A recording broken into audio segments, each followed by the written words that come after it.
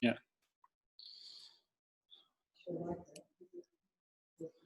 All right, let's do the Hat Sutra.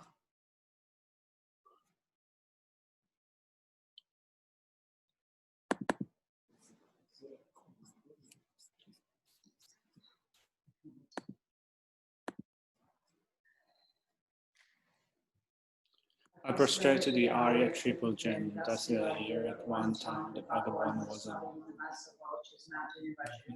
together with a great community of monks and a great community of Bodhisattvas. At that time, the Bhagavan was absorbed in concentration on the categories of phenomena called perception.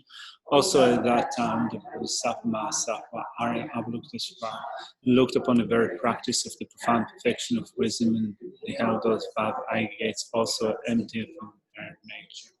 Then, through the power of the Buddha, the Venerable Shariputra said this to the Bodhisattva Mahasattva Arya Avalokiteshvara. Should any son of the lineage train wishes to practice the activity of the profound perfection of wisdom, he said that, and the Bodhisattva Mahasattva Arya Avalokiteshvara said this to the Venerable Shariputra. Whatever son of the lineage wishes to practice the activity of the profound perfection of wisdom should look at them like this, correctly and repeatedly beholding those five aggregates also as empty from inherent nature. Form is empty, emptiness is form, emptiness is not other than form, form is also not other than emptiness. In the same way, feeling, discrimination, composition, practice, and consciousness are empty. Shariputra, likewise, all phenomena are emptiness without characteristics, unproduced, unceased, stainless, not without stains, not deficient, not fulfilled. Shariputra, therefore, in emptiness there is no form, no feeling, no discrimination, no composition, practice, no consciousness. No eye, no ear, no nose, no tongue, no body, no mind, no visual form, no sound, no body, no taste, no object of touch, and no phenomenon. There is no I element and so on up to including no mind element and no mental consciousness element. There is no ignorance, no extension of ignorance and so on up to including no aging and death, and no extension of aging and death. Similarly, there is no suffering, origination, cessation, and power. There is no exalted wisdom, no attainment, and also no non-attainment. Shariputra, therefore, because there is no attainment, Bodhisattvas rely on and dwell on the perfection of wisdom, the mind without obscuration and without fear. Having completely passed beyond error, they reach the end point of Nibbana. All the Buddhas who dwell in the three times also manifestly completely awaken to the unsurpassable, perfect, complete enlightenment in reliance on the perfection of wisdom.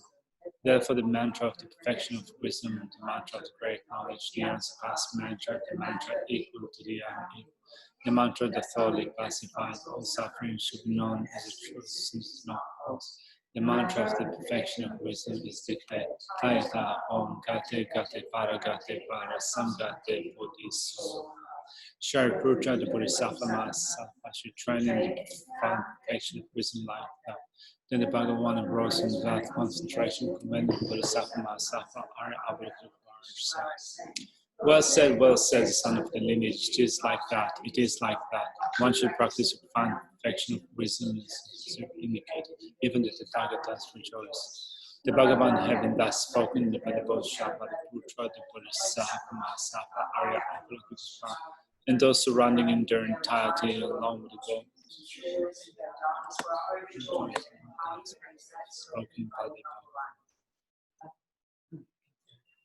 Oh, we can do it, but we can. All right. Sangye chodan soki chonam la chanchu badu dani chanchu chi tabi chushegi betsonangi dola panchi sangye dopash. Sangye chodan soki chonam la chanchu badu dani chanchu chi tabi chushegi betsonangi dola panchi sangye dopash. Sangye chodan soki chonam la chanchu badu dani chanchu chi tabi chushegi Dola Penche Sangye Dopashu.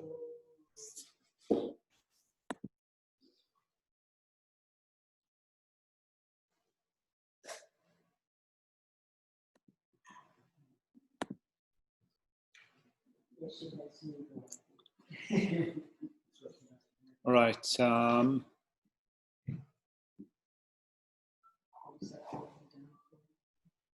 I had something in mind.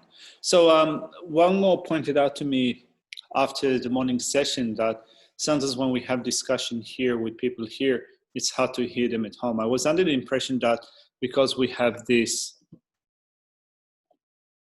mic that you can hear it at home, but apparently I was wrong. So I tried to change the setting of the mic now. Let's see if it's better. But anyway, we'll try to be inclusive and include you guys as well. Sorry for that. I think we really need to make a point of projecting. Yeah. Wait, the people at home, did you hear that comment now? Dechen said something. I'm wondering if people at home heard it. So Christine says yes. Cool. It's not particularly clear. It can be heard, but it's not necessarily clear. All right. Right. All right. Yeah. Yeah.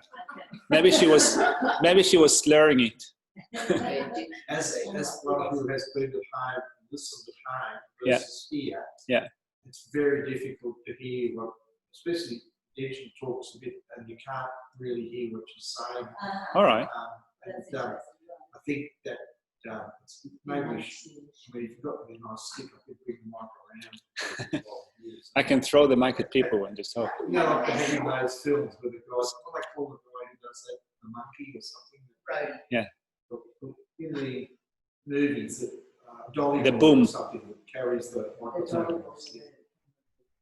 Don't we have a handheld cordless handheld for audiences that we use when we have events? When that sounds. Yeah. Yeah, I think in the future when we'll have everyone on board, then we can. I think that we're about to receive a new mixer to go instead of that. So in that sense, there is no point in training someone now to handle all the other system if we're getting a new one. So maybe once we get a new one, we'll try to up our game.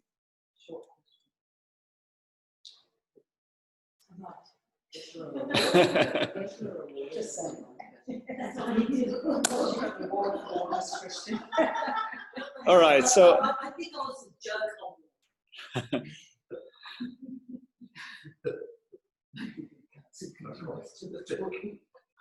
all right, so Gompo started with saying, so there were a few comments. Maybe Ben Katzen could do most of the talking. Let's talk. All right. Gompo is saying, this morning Geshe-la was telling about not having to say the vows in Tibetan by saying them in English.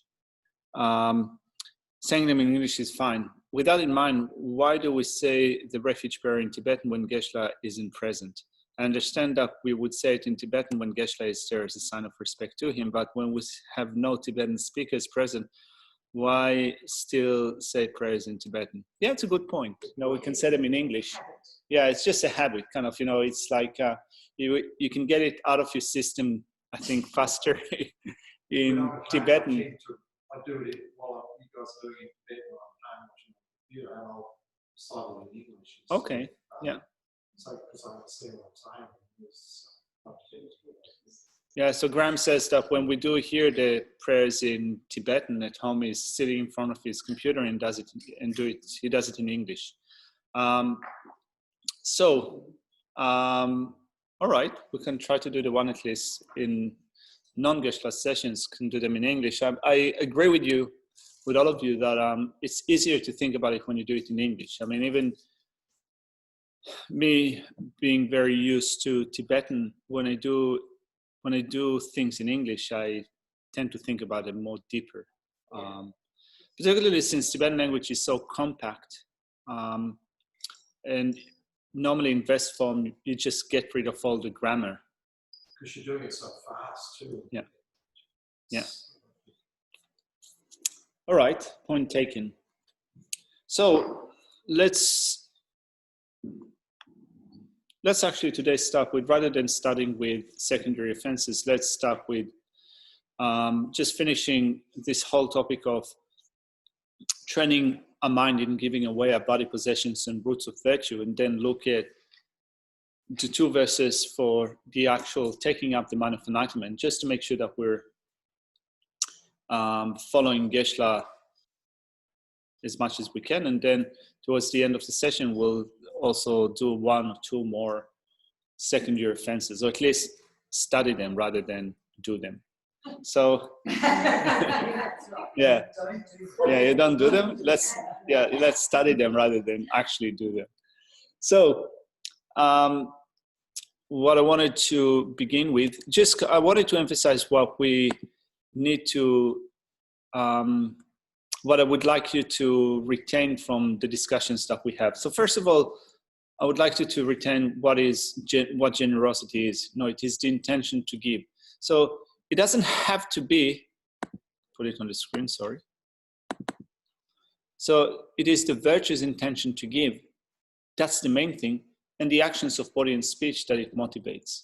So the main emphasis is the intention to give, because you can practice a meditation on giving and taking, in which you visualize that you give away your body, possessions, and roots of virtue to all sentient beings. And you visualize that it transforms and becomes whatever sentient beings need and want.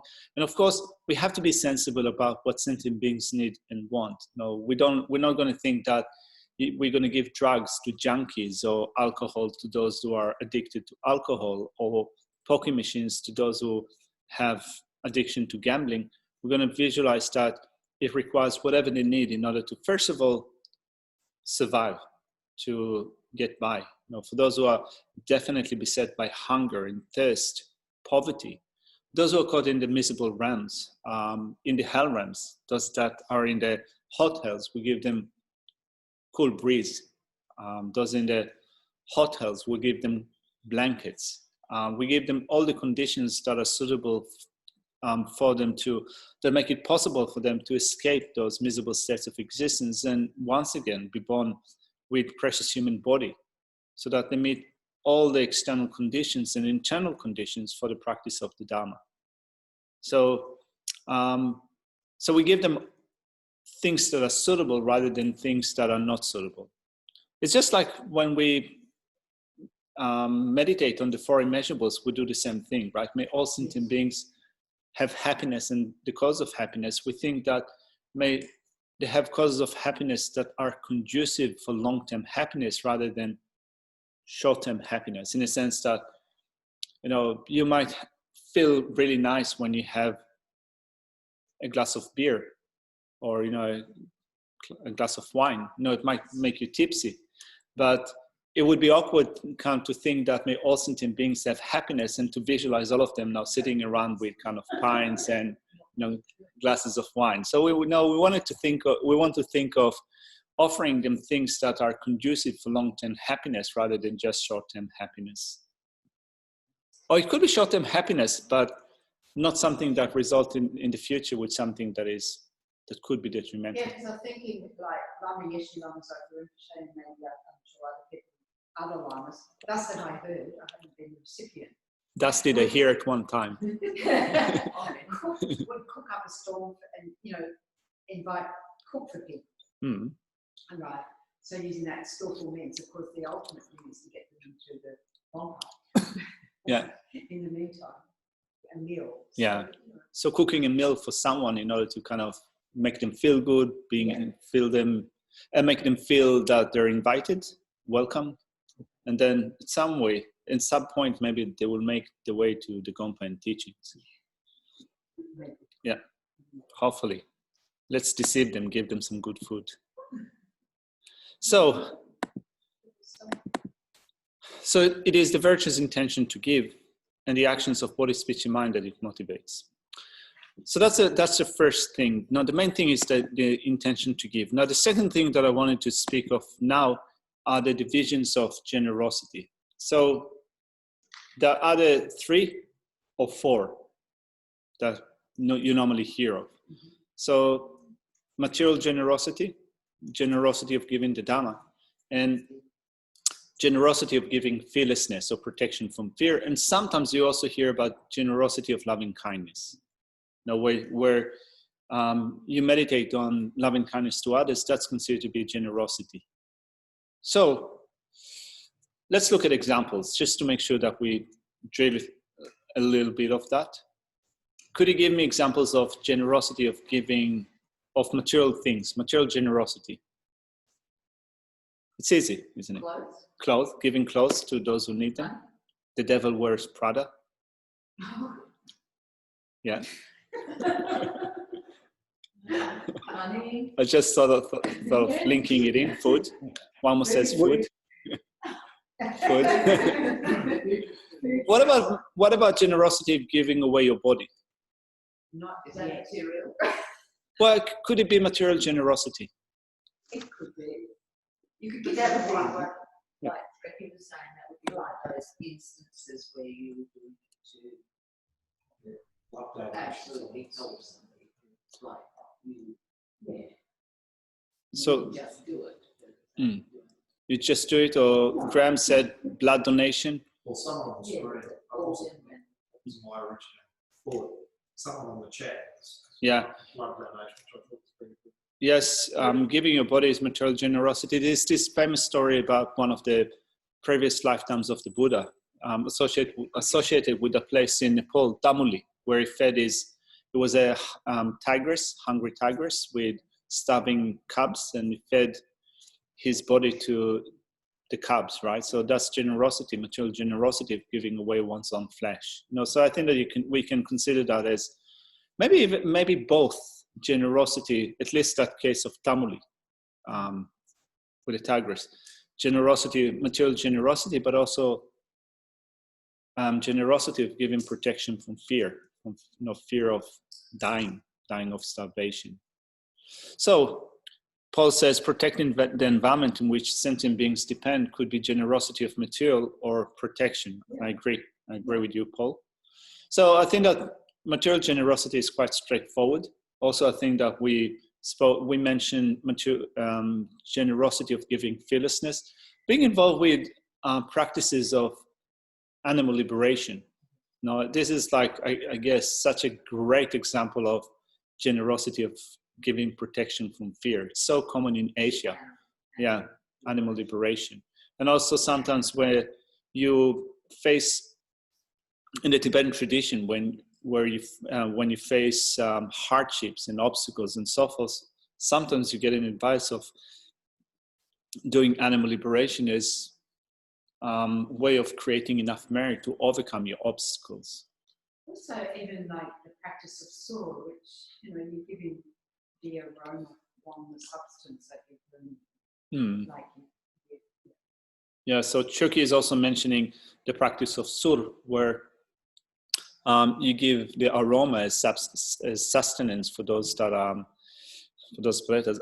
I remember that a while ago there was someone that came around and material generosity. There was someone that came that said that they want to get instructions on sur, but they just saw it in writing. So rather than saying sur, they say sar. I want to get instructions on sar, and it took me a long time to understand what they want. I've never sur, yeah. Anyway, generosity of giving the Dhamma. It's pretty also pretty straightforward. When you teach the Dhamma, or also I think that in certain situations where you behave in a way that accords with the Dhamma and you demonstrate what would be like a real solid ethical conduct, maybe showing through your behavior what is the Dhamma could also be considered to be generosity of giving the Dhamma. But also things like the free books and so forth, that even people say, oh, well, I can't teach, and so forth. But we can all do that. Provide others with Dhamma books, Dhamma materials. Yeah. Websites. Yeah. Of course, it has to be, you have to know the Dhamma that you teach. As Geshe said today, even if you don't know it in a total kind of in-depth level, still you do whatever you can and you're with a genuine approach. And also, Geshe Jaming used to say that it's important to be very clear to the audience about what you know, about what you do not know. What you're sure of and what you're not that sure of. I found this advice to be really valuable. If you put it forward just like that, you don't have to cover up for your mistakes or to pretend as if you know it all. So it actually makes it so much easier. So we spoke about the 3 types of generosity. What about then Shantideva here in our text speaks about generosity of giving away body, possessions, and roots of virtue. So I wanted to kind of contrast these 2 sets of 3 just to make it clear that the threefold division of generosity is material generosity, generosity of giving the Dhamma, and generosity of giving fearlessness, and not giving away your body, possessions, and roots of virtue. Although often we speak about generosity of giving away your body, possessions, and roots of virtue. So if you give away your body, as we said, it can contribute to, or it can be considered as material generosity, but also generosity of giving protection from fear in certain situations. I mean, certainly if in order to save many beings, you sacrifice your own life, that's generosity of giving protection from fear, I think, right? So what about generosity, giving away your body, your possessions? So we also said giving away your possessions, material generosity, but also as Paul pointed out, you can be fully invested in environmental protection, where you dedicate a lot of your money and effort to environmental issues, so that can contribute to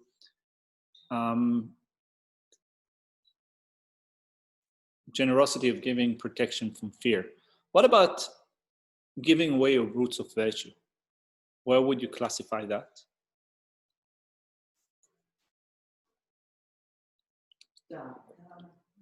Dharma.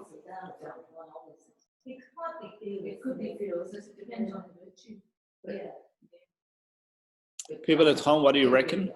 Sorry? So we have here a couple of people that say generosity of giving the Dhamma. Well, what about if I say that the substance that you give is your roots of virtue? If you give a certain substance, roots of virtue, can you also regard it as material generosity? And if you visualize that, What substance is virtue? well, virtue is the causes for your own happiness. So you give away the causes of your own happiness without any sense of loss, which means that you give certain potentials. Well, I guess like giving somebody a prayer wheel. Would that be giving away virtue? No, you give. It's in a virtuous activity. You create virtue by following. No, if you give someone a prayer wheel, you give them, I think, material generosity, or you could also say you give them the Dhamma. But when you give away your roots of virtue, you think of the roots of virtues in the 3 times, which means virtuous actions that I've done before, virtuous actions that I'm doing now, and those that I will do in the future. All those roots of virtue that will cause me happiness, now without any sense of loss, you think that I'm giving them to others. Now, of course, it's not that there is a practical transaction in which you move your own roots of virtue and give them away to others. So although it's just something that we visualize, it doesn't happen like that in actuality. Still, we need to believe that this is actually working. I mean, it's pretty weird, isn't it? In that you believe that it's substantial. Yeah. I mean, that's where the medium side. Substance. Yeah, and you also think that it becomes whatever sentient beings need and want. Or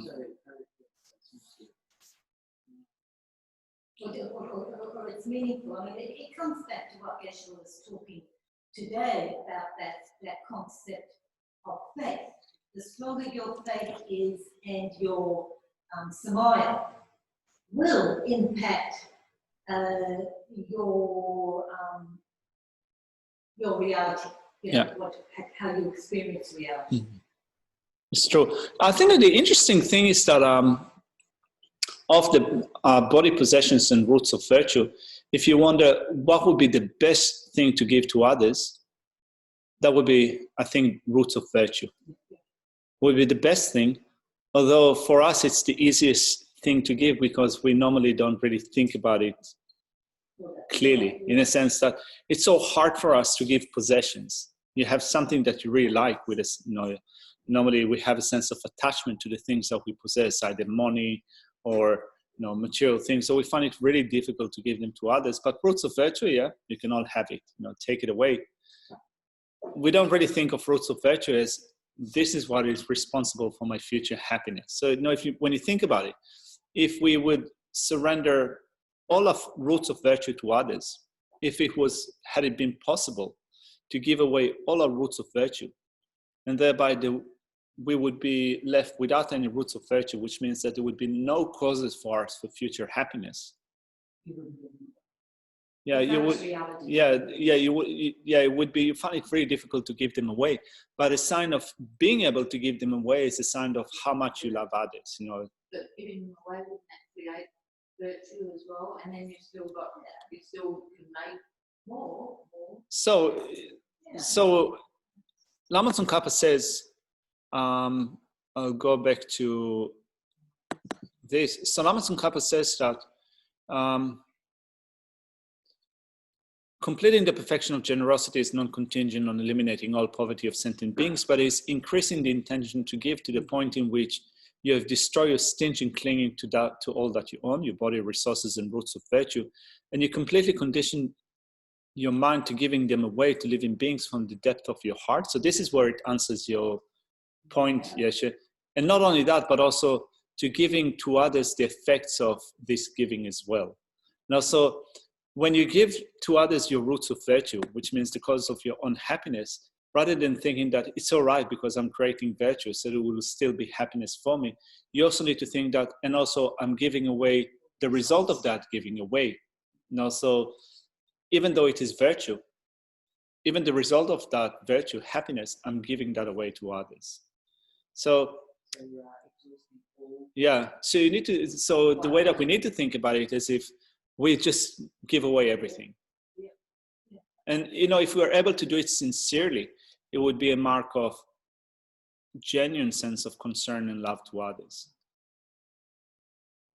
But often because we, to be able to give away everything is a mark of genuine concern and love for others. So are you talking about renunciation, or is that something different again? No, I'm just speaking about training in roots of virtue. Yeah, training in giving away your roots of virtue. In a sense that, in a sense of when I think of people that are close to my heart, if there's someone that is really close to my heart, I can give them a lot of things. If they're, for example, I have some savings in the bank. If my sister or, my teacher, for example, if they say, hey, I need money urgently, no way. I'll say, no, there's no problem. I'll send it straight away. Yeah. But, if, I don't know, Kathy from the post office here at Udlo, now, sometimes I see her, we have nice conversations, really cordial conversations, nothing about the meaning of life, but, I've been going to the post office for 15 years. Yeah. If she says, hey, I need $10,000, could you wire it to me? And I don't know if I'd be able to ever pay you back. It wouldn't be like sending money to my teacher or to my sister, So our ability to give things to others depend upon the degree of a loving concern that we have to them. In an ideal world, Bodhisattva world, in an ideal Bodhisattva world, I would give away to my sister and Kathy from the post office exactly in the same way, without holding some is close to me and some is distant from me. So if I'm able to give all my roots of virtue, the causes to my own happiness, and also the results of giving to everyone, that would in some sense indicate how close they are to my mind, which I think that it's what we strive to do with training a mind in this way, right? So when we start doing that, it's pretty weird. We have to visualize it, but we also have to fake it till we make it. It's not going to happen overnight. It's probably years of training like that, where you train yourself to believe that you're actually giving them away to others, to other sentient beings, and to get, get whatever they need, happiness and so forth, and that makes you happy. I mean, also one thing that I wanted to point out, just in looking at the, let's see, at the outline again. I think that this is the outline.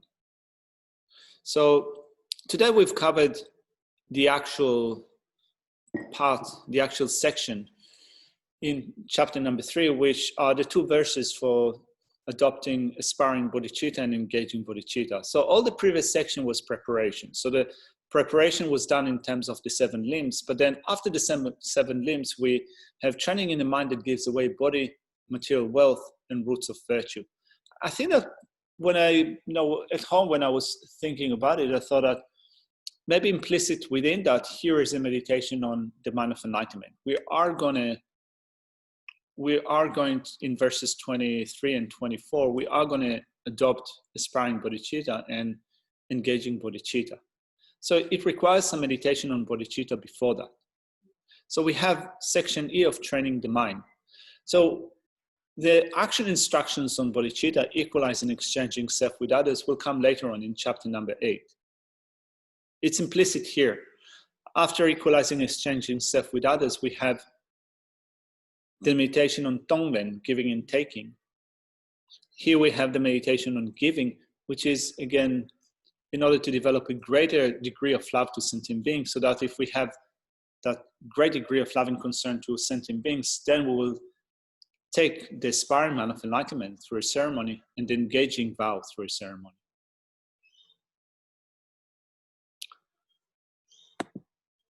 So, what else did I want to say? All right.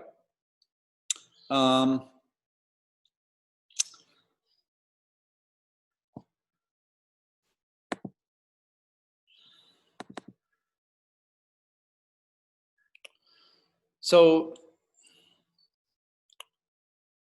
we call it an auxiliary of the perfection of generosity, training in the thought of giving away body possessions and roots of virtue. Also, another thing that occurred to me, by the way, at home was that all the other perfections are taught in Shantideva's Guide to Bodhisattva Way of Life, having adopted the mind of enlightenment. And this is normally what we do, right? So we first of all develop aspiring bodhicitta, and then engaging bodhicitta, in which we practice the 6 perfections. So in, I think, a really ordered way, sequential order, would have the perfection of generosity coming after verses 23 and 24. Right? We train in giving as the first perfection, having committed to training the deeds of bodhisattvas.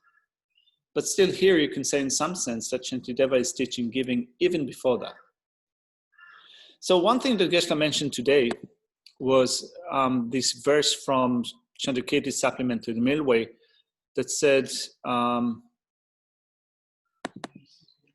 that the Muni first discussed on that. So I found this verse from the supplement. It says, all these beings want happiness, but human happiness does not occur without resources. Knowing that resources arise from giving, the Muni first discussed on that. So the reason for teaching generosity first is because sentient beings want happiness. Since they want happiness, that's the immediate, kind of, you could say that the most immediate or proximate cause for their temporary happiness. That's what they think. Hmm. If that puts it in, that's the hook. Well, it's not only, yeah, well, you can say that that's the hook, but I think that we can see, you can look at it from different perspectives. One of them is, at least when I look at the way that Dharma is traveling to the West, Dharma in the West is a middle class thing, middle class up. You know, people that have a day-to-day struggle to have enough food, money, to pay rent and so forth, take care of the kids. People that have a lesser ability to work with the mind or to go deeper into the Dharma. Of course, this is just in general. It's different in prison.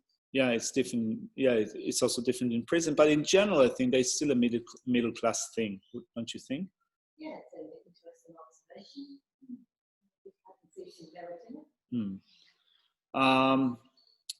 it. At least, you know, I think that when I look at my, at least I started my Dharma involvement in Israel, and I think that most of the people that I know in Israel, or my Dharma friends in Israel, are middle class up. You know, it's hard to find someone that is coming from, you know, a real hardcore working class where day-to-day struggle to have enough food on their plate. You know, it's mostly for people that I would even say that have completed school and have gone to uni and so forth. It's definitely, I think, at least in Israel, more like a middle class up involvement with the Dharma. So, you know, so for that reason, you know, you could say that first of all, the Buddha discoursed on generosity, but also when you look at another perspective, it is said that in order to practice ethics well, the greatest hindrance to begin with to ethics is attachment. So without first of all reducing our attachment, we'll not be able to guard ethics well. So you reduce your attachment and also stinging, clinging to things that you have through practicing generosity, beginning with practicing the intention to give. And there's a really nice explanation of how to do it. I think that maybe it's coming from the Lama Chemo, where it is said that you first need to start small rather than immediately giving away everything that you have. You start small. And if you find it really difficult to even give small things, then you even train as far as giving from the right hand to the left hand and from the left hand to the right hand. Is it in the Lama Chemo? I think so.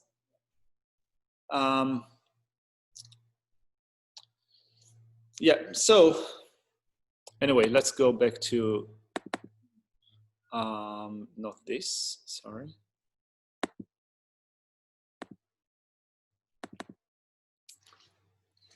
Also not this, a bit mindless. This. All right, so the perfection of generosity. Then we begin with training in the thought of giving away body possessions and roots of virtue. We first of all speak of the way of giving. Also my body possessions and all virtues of the 3 times I give away without regret to achieve the purpose of sentient beings.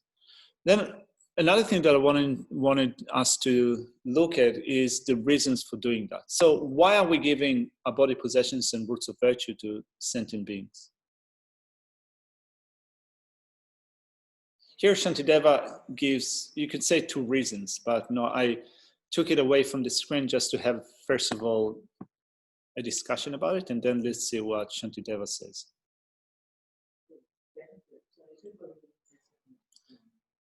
To benefit, because everyone wants happiness. To cut self-grasping. It becomes a source of our own happiness. Because it is a source, it creates a source of our own happiness. Kate says, giving to benefit others and relieve them of suffering or to relinquish self. To rid of ourselves of our own afflictions. So, and because they also are causes for a higher rebirth, they cut the root to a lower rebirth. Because it also cuts the root of a lower rebirth. So let's look at what Shantideva says. So it says the reason why one should definitely give, giving everything one goes beyond misery. My mind achieves the going beyond misery. Let's look at the other translation. I think that the other translation is nicer.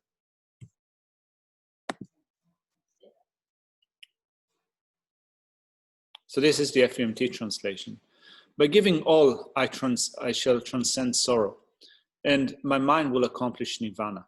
So that's the first reason for giving. We give because through giving, my mind will attain nirvana, which means that my mind will, or me, will transcend suffering, all suffering. Which I think that most of the things that you said come under this section. So what keeps us going in cyclic existence are anger, attachment, and ignorance. By giving, I reduce my attachment, one of the 3 poisons. It depends upon giving. and the virtue of giving, I'll also be able to train in the other things. And finally, it depends upon my training, my mind will reach nirvana, which means that my mind will become liberated. So that's the first reason for giving. I think that also, as you said, because sentient beings suffer, you want to alleviate the suffering of others. So we can say that by giving all, I shall transcend sorrow. But you can also say, also others will transcend sorrow. All will be given similarly. It is best that I give to all sentient beings. So the first reason is that because my mind will accomplish nirvana. Second reason, it is best that I give to all sentient beings. Now, it is best that I give to all sentient beings. And Geshe made a point in his class a couple of days ago, and this is also what we found in the commentary. It says that inevitably we'll have to be parted from our body and possessions. If we don't give them away now, we'll have to be separated from them at the end of our life without having any control over that process. So if you think of how would it be like, what's the best scenario of being able to give something? Would you give it under duress, not having any option? Or would you do it out of your free choice, happily, without any sense of loss? So you'll give them away happily without any sense of loss, right? That's in general.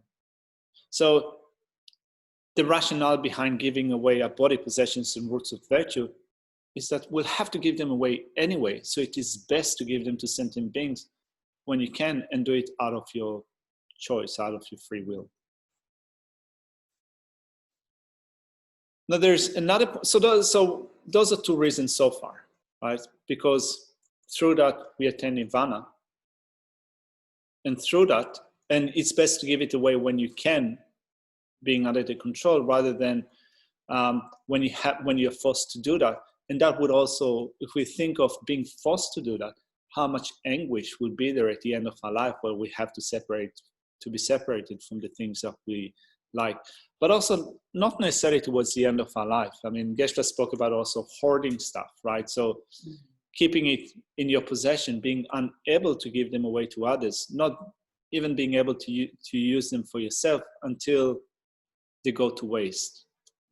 You get to the expiry date. So you haven't used it yourself, you haven't given it away to others, so you have to depart from it unwillingly.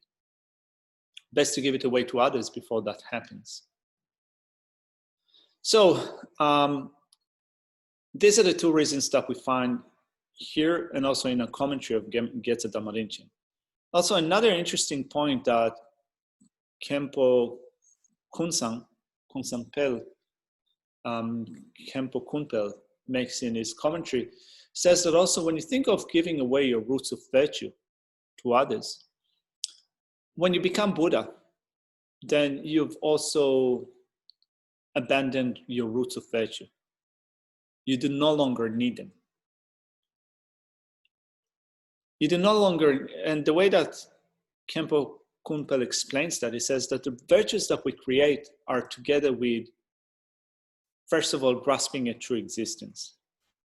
So we think that, for example, even if we don't think about it even if we don't verbalize it, we think that the truly existing I is now creating virtue for the sake of truly existing others. Even if we don't verbalize it like that, because of our grasping a true existence, we think and act in that way, in grasping a true existence.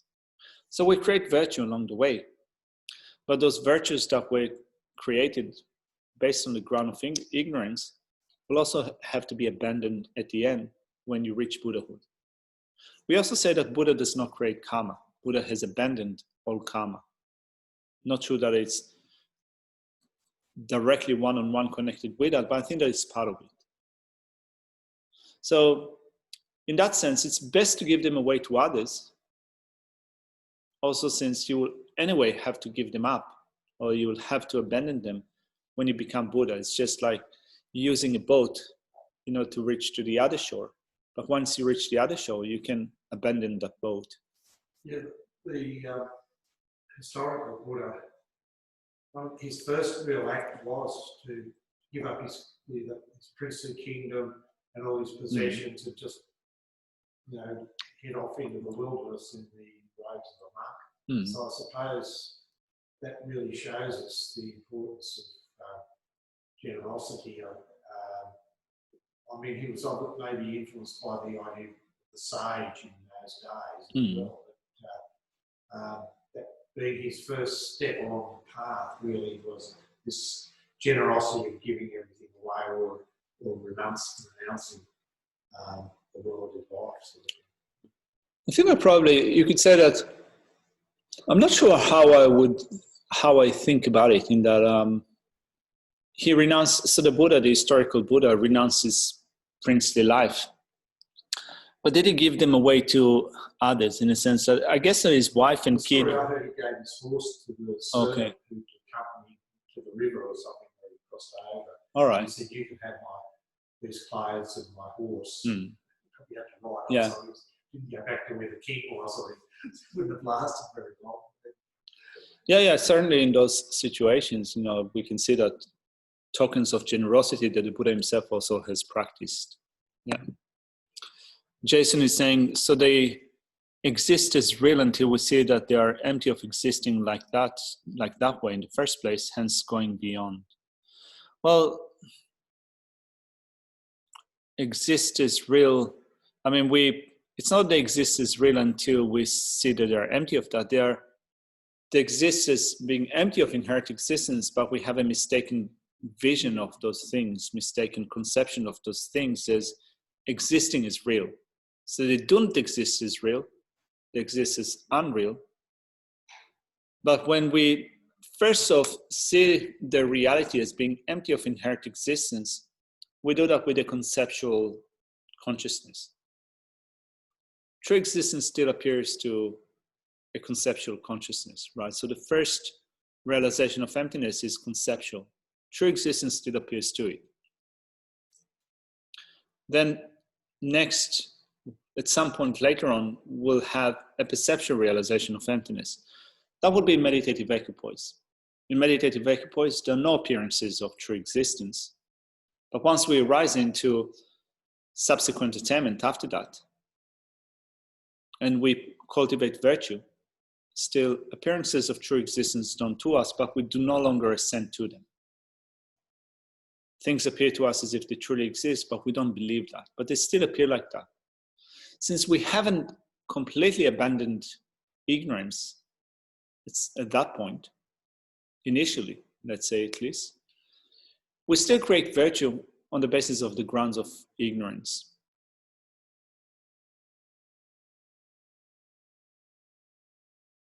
Anyway, I think that if the last point that I mentioned is a bit complicated about having to give up virtue, to relinquish virtue, don't worry about it now.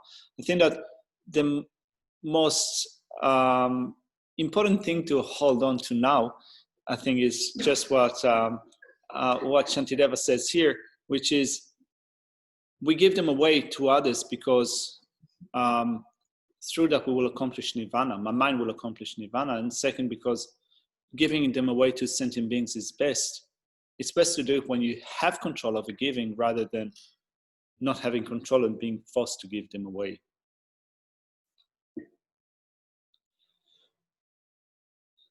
What about leaving? When you leave, if you're leaving a will, say you've got a fair bit of money and you're thinking, oh, eventually it's running down, but you may die before you run out of all these possessions and money and property and so on. How does leaving a will, to be generous, not just to your immediate family, to charities and other things as well, would that be considered like virtue of giving because you've made that voluntary decision, but you haven't actually given it all away before? I think that kind of living a will where you leave it to charities, certainly I think is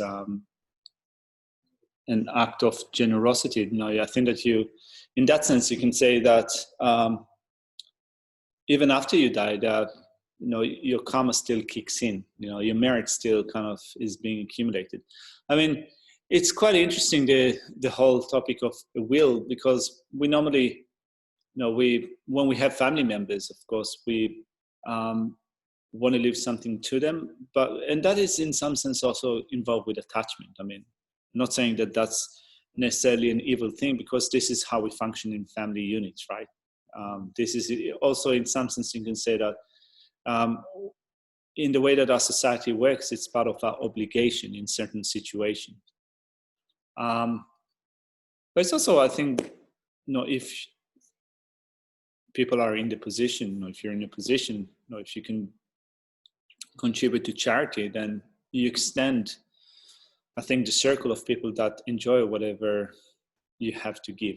So not only to your immediate family, but you take care of more beings, or more people, more living beings. I think, for example, in Lord Lama's opus, advice about preparing for death, which means now,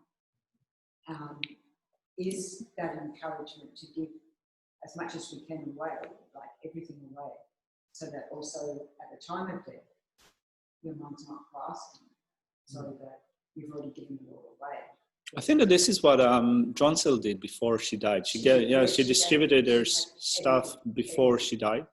I thought it's an incredible way to die without a tight holding to things that you have and worry what's going to happen to them after you die. So I think that if you do it skillfully and wisely while you can, then you can die with a light heart that you've already given away to others. You don't have that excess anxiety of what will happen to your possessions. I think that, when I think of the way that my parents passed away, for example, towards the end of their life, they still had some grudge or resentment towards some people. They wanted some people to get nothing, or that person not to get this thing or the other thing. And I thought to myself, there's so much mental angst that goes into this fighting, and kind of the idea is that they want the fight to last even after they die. It's like they're not going to be there, they're not going to be aware of that, but they still want the effect of that to go even beyond the death. And in our conversations, I always said, like, what's the point of thinking about it? Like, why do you spend so much energy and kind of this negative state of mind of that? But I mean, it's hard to overcome afflictions, isn't it? So, so then that's those are the things I wanted to mention with respect to giving. Now, another thing that I wanted just to have a look at is the two verses that we covered today. 23 and 24. I'm wondering, before we do that, have you got any questions? People here, people at home? I guess, so I'll ask a short question. What is the difference between, offering your merit to remedial actions? Remedial actions that we do for part of that purification. The motivation? So I'm not sure that I totally understand what you're asking. So giving your merit to remedial actions, meaning like, what's the point in? I think it's what's the difference between giving and doing remedial actions. No. That in giving your merit, we'll be talking about giving your merit to others. And I guess another way I could ask the question is that by doing that, is it also a purification practice? In other words, a remedial action, as in the 4 steps of purification. I think so. Yeah.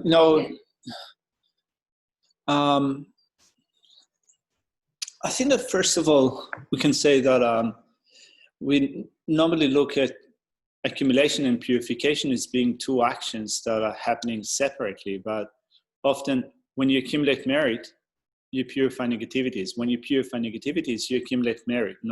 They're single entity, you could say, in that sense. So for example, when we think of purification that is done through the four powers of the antidote.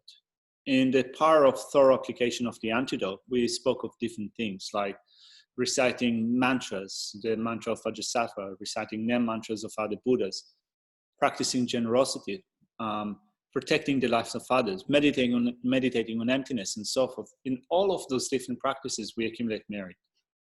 So we purify, but we also accumulate. Also here, for example, when we think of generosity, then we're giving away body possessions and roots of virtue, and through that we bring down our attachment and also that tight holding to things without being able to relinquish them, or stinginess. So when you reduce your attachment, you accumulate merit. When you give, you accumulate merit. You also reduce your attachment, which means that you purify also negativities and obscurations, because you also undermine the very basis for the accumulation of negativities. You've had a question, all right. Eva. Antidote of attachment. A mind training of generosity. All right, not sure. All right, so just one thing that I wanted to look at is Khenpo Kumpel's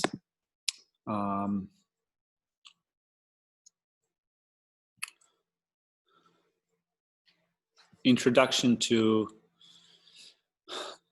taking up the mind of enlightenment. So it says that I wanted to look at this section. So whichever of these way of generating bodhicitta, so we start to speak about generating like a shepherd, like a ferryman and so forth. So it says whichever of the ways that we generate bodhicitta, the way of receiving the precepts follows two traditions. So we have the tradition of the Noble Asanga, where you receive the precepts of bodhicitta, aspiration, and engaging separately, which means that you'll have one ceremony for aspiring bodhicitta and another ceremony for engaging bodhicitta. And according to the tradition of Nagarjuna, one receives the precepts for bodhicitta of aspiration and application simultaneously. His Holiness the Dalai Lama often follows the tradition of Nagarjuna, right? He goes through a ceremony where we get both aspiring bodhicitta and engaging bodhicitta in one go. This is what we've done. Sorry? Yeah, that's what we had before. And yeah, and this is what His Holiness has done in the last few teachings that he had online, right? So we're following here the tradition of Nagarjuna.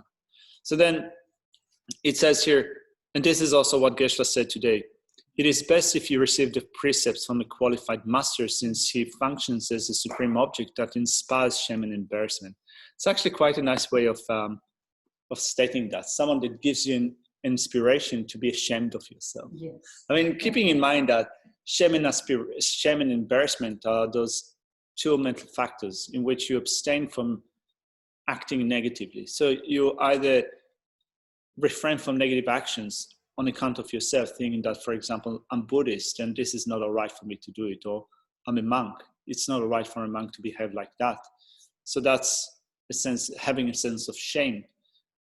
And embarrassment is avoidance of negative actions on account of others, in which you think that if others would see me behaving like that, it would be embarrassing. I should, if others see me behaving in this way, it would be embarrassing to a monastic community, and therefore I should abstain from behaving in that way. That's embarrassment. So if you take it from a master, it helps you to develop shame and embarrassment. But also, I think that Geshe said today, if you get it from a master, they will also give you an explanation of what the mind of enlightenment is, what the nature is, what are the benefits, give you some key points for practice. So I think that it's kind of a more wholesome way of taking up the mind of enlightenment.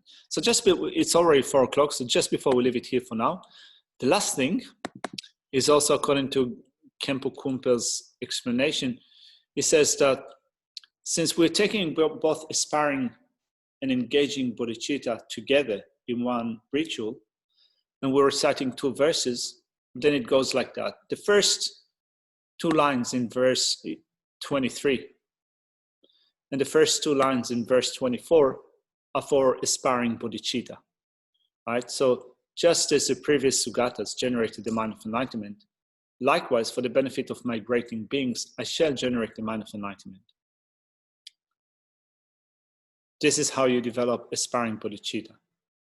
And then engaging bodhicitta, and just as they've dwelt accordingly, according to the stages in the training of Bodhisattva, likewise, I shall learn the trainings according to the stages. Right, so the first 2 lines in each verse are for aspiring bodhicitta. The last 2 lines in each verse are for engaging bodhicitta.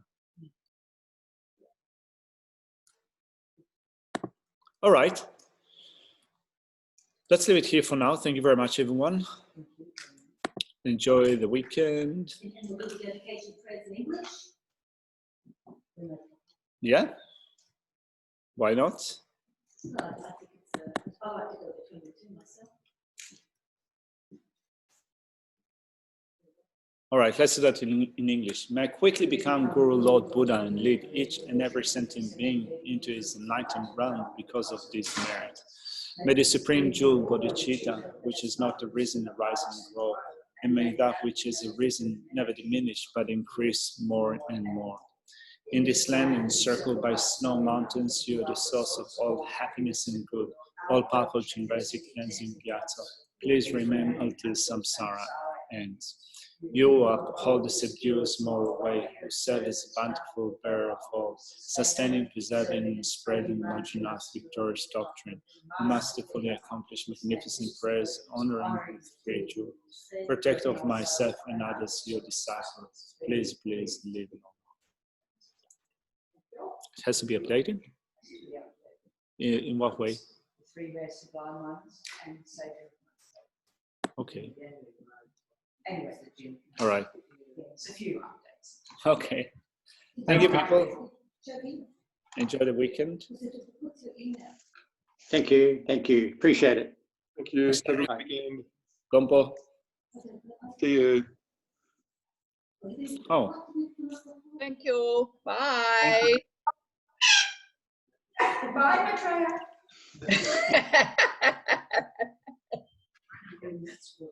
All right. Bye-bye.